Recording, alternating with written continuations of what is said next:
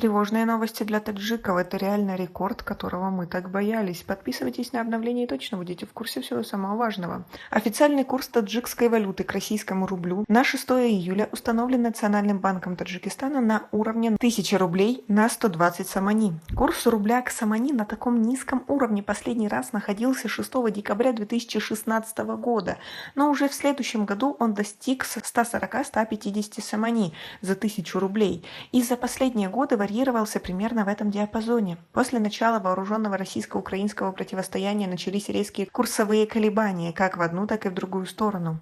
Отметку 130 самани за 1000 рублей в сторону понижения российская валюта перешагнула в середине июня, а к началу текущего месяца данный показатель составлял уже 122 самани. Обесценивание рубля к самани за этот период происходило параллельно со снижением его курса к американскому доллару. Так, по данным Центробанка Российской Федерации, курс рубля к доллару с 15 июня снизился на 7%, с 84,32 рубля за доллар до 90,34 рублей на сегодня.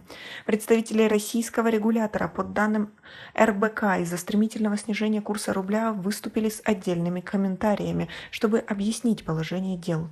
Центробанк не видит рисков финансовой стабильности из-за снижения курса рубля.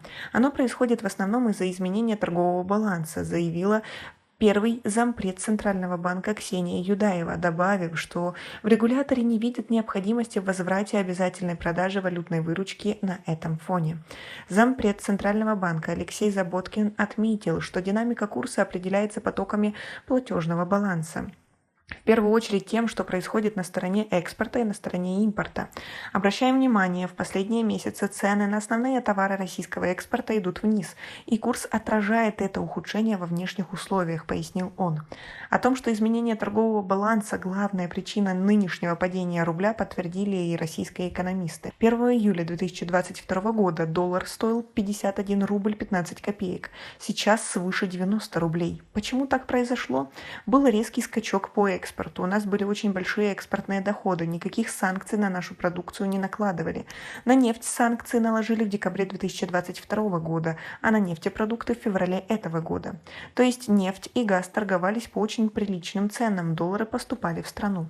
Но были ограничения по импорту. Получалось так, что доллары в страну попадали, а тратить их было не на что, поэтому доллар резко упал, а рубль укрепился, объяснил экономист Георгий Остапкович. Напомним, что на территории России по различным данным трудится более 1 миллиона граждан Таджикистана, которые отправляют часть заработка на родину своим семьям.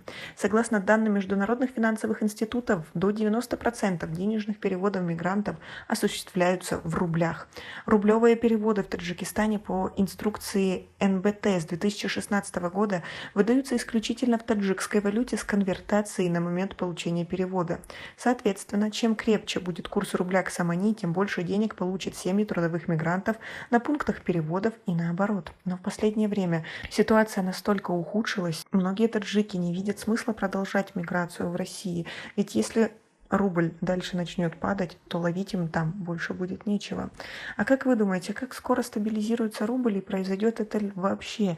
Вы или ваша семья ощутили на себе эти колебания? У нас пока на этом все. Оцените наше видео подпиской и лайком. До скорой встречи.